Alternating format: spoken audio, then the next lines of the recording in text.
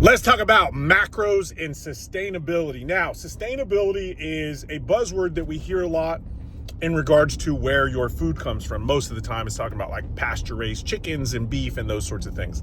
However, in this sense, what we're talking about is sustainability with your approach to nutrition. We've all heard the term yo-yo dieting or crash dieting, etc. I'm watching this car in front of me go off the road. It's pretty interesting. They look like they're doing it on purpose, so that's fun. But anyway, so we've all heard those terms. And when someone asks, like, how do I stop crash dieting or yo-yo dieting, meaning losing weight and then gaining it all back? The way that you stop doing that is to turn whatever your nutrition style that you need to maintain whatever body type you want, whether that's lean, whether that's muscular, whether that's a little bit thick, whatever you desire, whatever your goals are, you need to figure out the nutrition style that you need to follow, meaning the calories and macros that work for you. Now, how do you do that? With tracking your macros. I've also heard a lot of people talk about eating intuitively. The problem with eating intuitively is if someone has the inability to lose weight effectively and they eat, air quote, intuitively, they will almost across the board overconsume calories. On the flip side of that, if someone is having trouble gaining weight and they eat intuitively, they will almost across the board underconsume calories. There's a reason there, right? The math never lies. So if someone can't gain weight, it's because they're not consuming enough calories.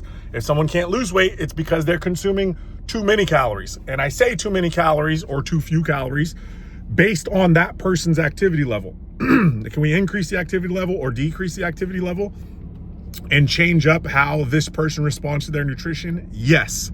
The most effective way to do that will be through tracking the macros.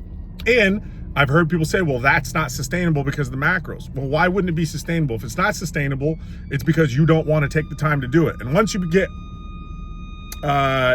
becomes something that you're very effective with doing, it becomes second nature. It takes literally 90 seconds, right? And if someone's like, oh, I don't have time to track, or I don't have time to do this, go into the settings on your phone, go into screen time, click into screen time, and look at your top 3 used apps. If you don't make a living on your social media, and a social media app is one of those top 3 apps, I just found the time you need to track your food, weigh and measure it, do whatever you need to do. Now, on the flip side of that, I send a document to all of my clients that shows people how to approximately track food without the measuring devices, without a cup, without a food scale, without that kind of stuff.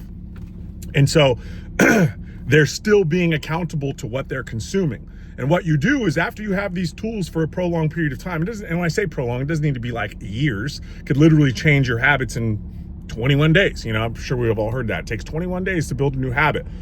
As soon as you start tracking your food and you start seeing the results from tracking that food, you know what works, you know what doesn't work. And the reason that I believe tracking macros is so sustainable is for this one thing right here, is that let's say you need 2,000 calories a day, right? But on a Saturday, you're going to a wedding, one of your kids' birthday parties, et cetera, something like that, and you're gonna consume 2,700 calories in that day. Well, with macros, you know what you can do? You can subtract 100 calories a day for the next 7 days, and you can be right back where you would have been on track. Mind you, if the 2,000 calories a day is a calorie deficit or maintenance, doesn't matter what it is.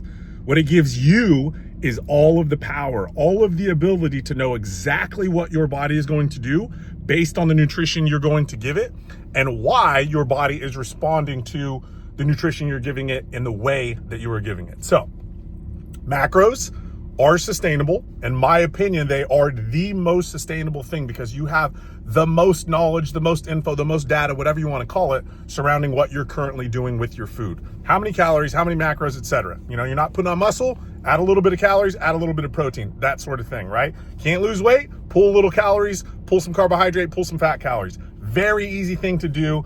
Most people just don't take the time to initially learn how to do it. If you need help, obviously hit up your boy.